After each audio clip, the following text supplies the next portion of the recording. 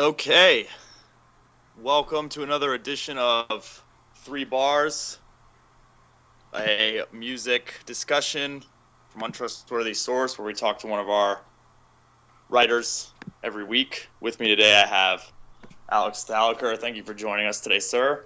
Yeah, anytime, man. And I guess Keith Mann is like in ghost mode. He might be chiming in with his bitch ass every once in a while. No. Just do that. Just do that if you have anything to say. Just no.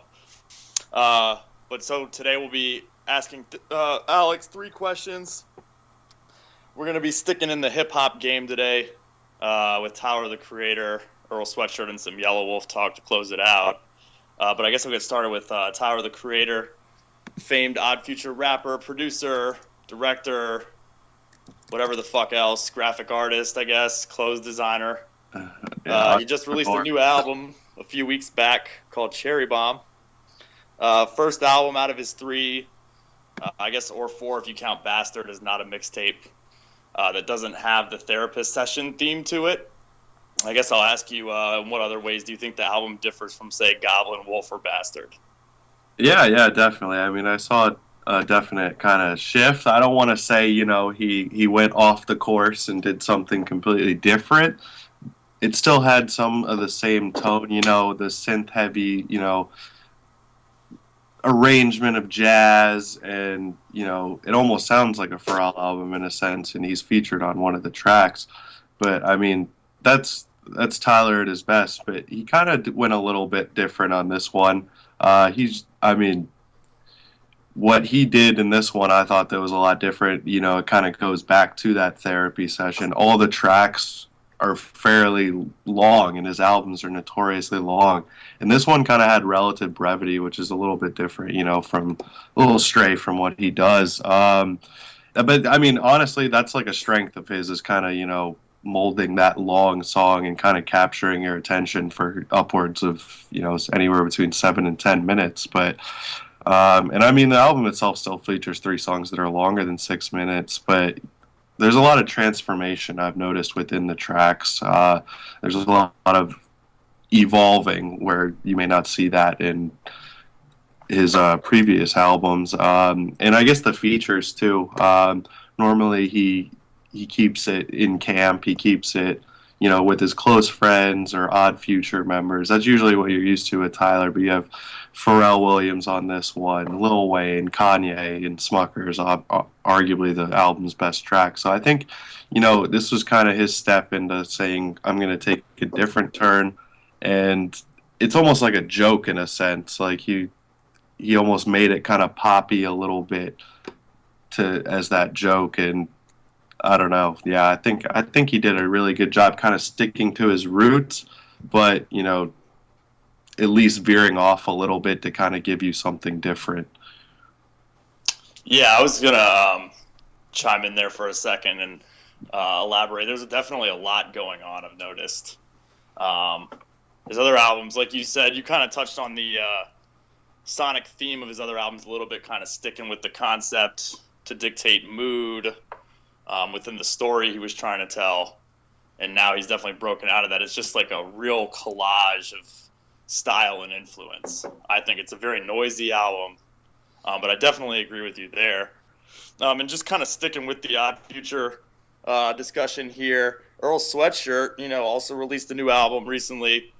And I guess despite his best efforts to stay away from the limelight, it seems like he's garnering as much attention as he has since his return from Samoa, especially with the recent mention of Kendrick Lamar stating that he was his favorite rapper in the game right now. I guess, do you think he's ushering a new brand of fan towards his music? And what would you say to somebody who's not really big on Earl Sweatshirt or Odd Future in general to get them to listen to these two guys? I mean, yeah, it's definitely a style of rap that's kind of, and I mean, that may not be everyone's cup of tea necessarily, but I mean, I think you're seeing like a slow progression of Earl, even if he's kind of like fighting against it or not, quote, to him, give a fuck or anything like that.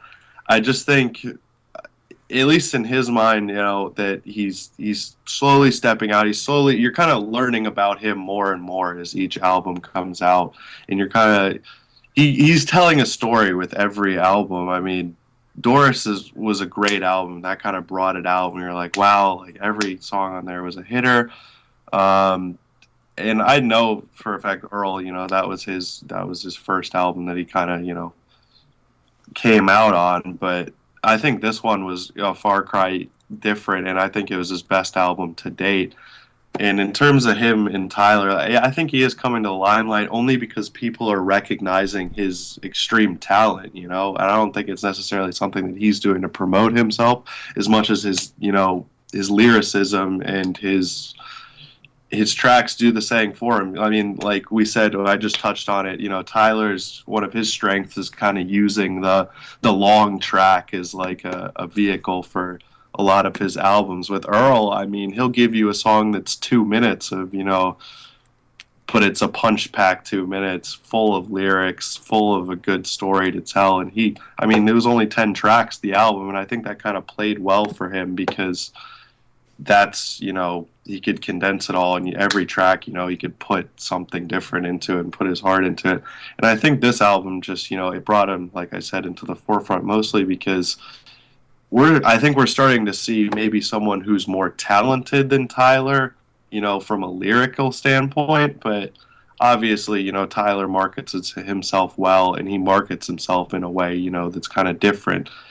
He's almost There's Odd Future, but then there's Tyler, the creator. He's kind of, that brainchild behind it. But I definitely think Earl is one of the hottest rappers out right now, and I think he'll only continue to grow.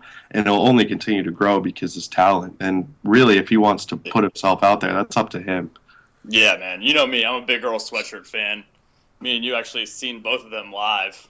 Yeah, crazy. Great 2-hour period of our lives, but if I was going to touch on that a little bit more, I would say that Earl's really shown me something as a producer, too.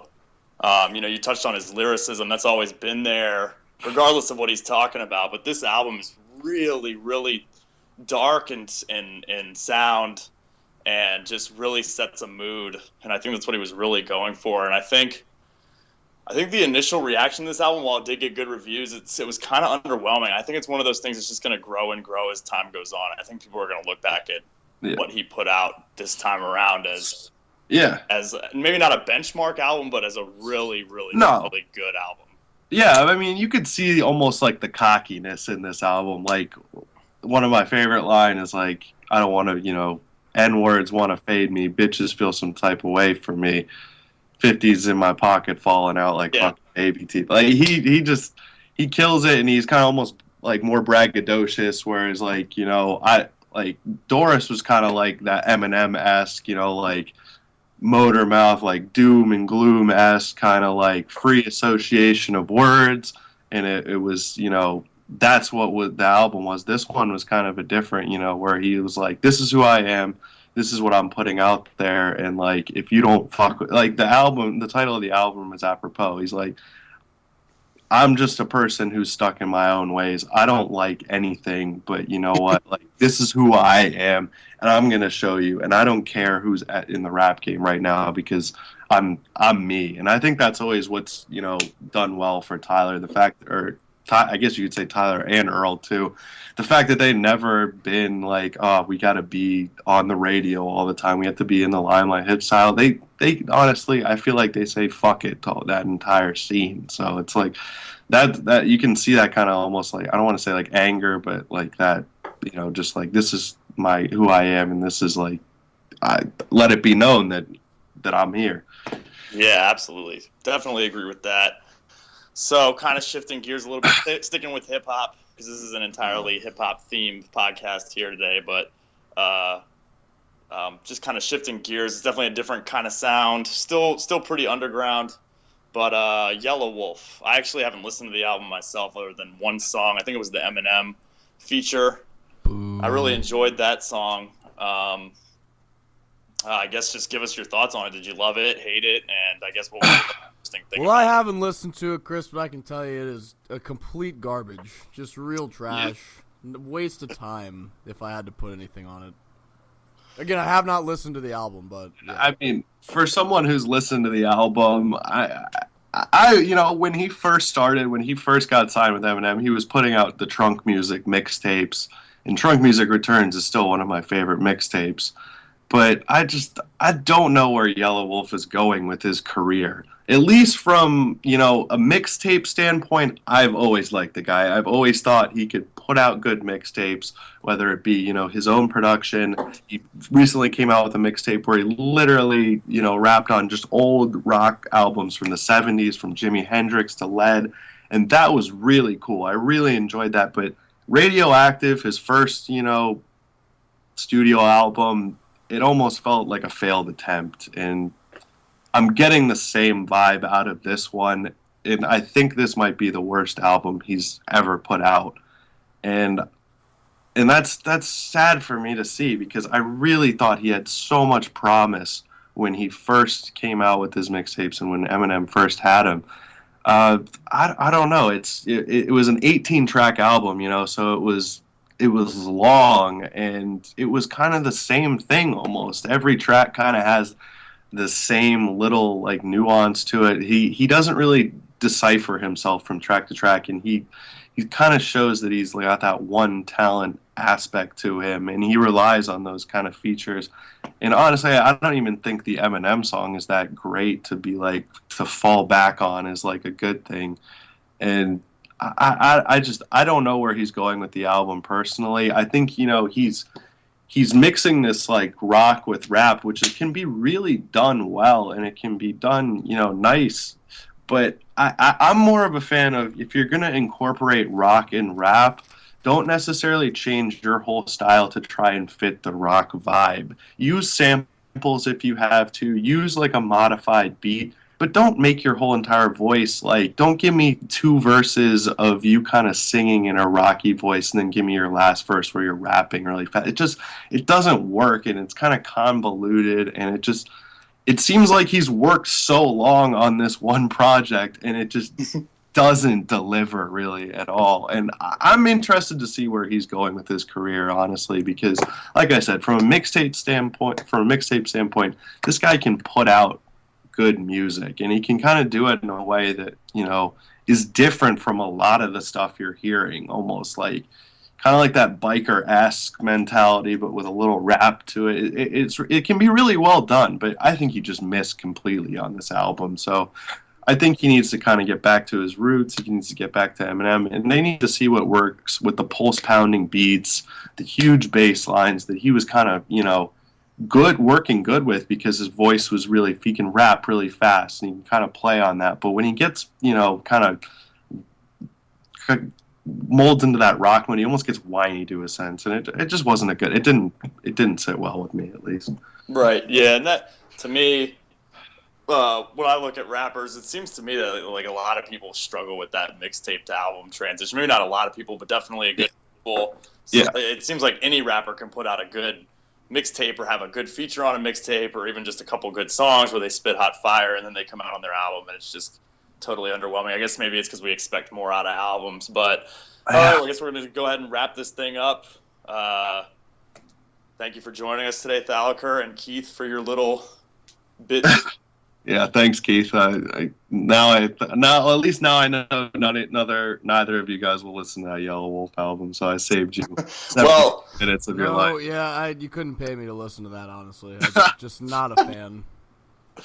Wait, yeah. Real quick, give us a couple sentences on what would get. What kind of fan does this appeal to, Thalaker? Does it appeal to any, like, what kind of rap does it appeal to? Would black people like it? No, absolutely not. This appeals to a person who is living in a trailer park in Alabama. Okay. That's like the most accurate. Like, where Yelawolf is and where he came from is exactly where this album needs to be supplanted, in a trailer park. It's trailer park rap, which is not good rap in my opinion. Okay. Well, there you go. There you have it. Sorry, Yelawolf. I didn't mean to shit on your whole career. But sure they'll be listening to this with Mike. Yeah, he's more rich in this album in one day than I'll ever be in my life, so he's all right. Yeah, there you go. Well, there you have it. Untrustworthy Source, 3 bars. Keith Mann, Alex Thalaker, Chris Lewis.